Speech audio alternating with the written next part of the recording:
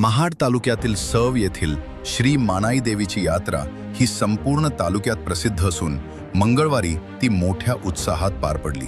श्री मानाई देवी देवस्थान ट्रस्ट तसेच मुंबई, दिल्ली आणि पुणे मंडळांच्या वतीने या यात्रेचे उत्कृष्ट आयोजन करण्यात आले होते।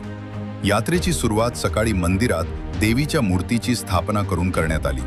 दुपारी नवीन बगाडावर लाट फिरवण्याचा पारंपरिक सोहळा पार पडला, तर रात्री काठ्या आणि पालख्यांची वाजत गाजत मिरवणूक मंदिरात दाखल झाली। देवीचा चौक भरल्यानंतर पुन्हा एकदा बगाडावर लाट फिरवण्यात आली, जे या यात्रेचे मुख्य आकर्षण मानले जाते। या यात्रेत पंचक्रोशीतील विविध गावांमधून शासन काठ्या आणि पालख्या मोठ्या उत्साहात सहभागी झाल्या। वामने, दासगाव येथील शासन काठी तसेच गोठे येथील जागमाता देवीच्या पालखीचे पारंपरिक पद्धतीने पायघड्या घालून लेझिम नृत्य, सनईचे सूर आणि ढोल ताशांच्या गजरात पालख्या व शासन काठ्यांचे आगमन सोहळे भाविकांना मंत्रमुग्ध करणारे ठरले। यात्रेचे आणखी एक वैशिष्ट्य म्हणजे भव्य आणि देखणे मंदिर, ज्याचा 2 वर्षांपूर्वी जीर्णोद्धार करण्यात आला आहे। या मंदिरात देवीच्या दर्शनासाठी हजारो भाविकांनी सकाळपासून रात्रभर रांगा लावून शांततेत दर्शन घेतले। भाविकांसाठी प्रसाद वितरणाची उत्तम व्यवस्था करण्यात आली होती। तसेच यात्रेदरम्यान मनोरंजनासाठी पारंपरिक तमाशाच्या जंगी कार्यक्रमांचे आयोजनही करण्यात आले होते। महाड तालुक्यासह खाडीपट्ट्यातील मोठ्या संख्येने नागरिक या यात्रेत सहभागी झाले होते। त्यामुळे संपूर्ण परिसर भक्तिमय आणि उत्साही वातावरणाने भारावून गेला होता। आज आमच्या या जत्रेचा हे आयोजन आहे। आमची ही जत्रा आहे, ही मानाची जत्रा असते। महाड तालुक्यातील ही शेवटची जत्रा असते आणि आमच्या या देवीचा महिमा असा आहे, जागृत देवस्थान आहे।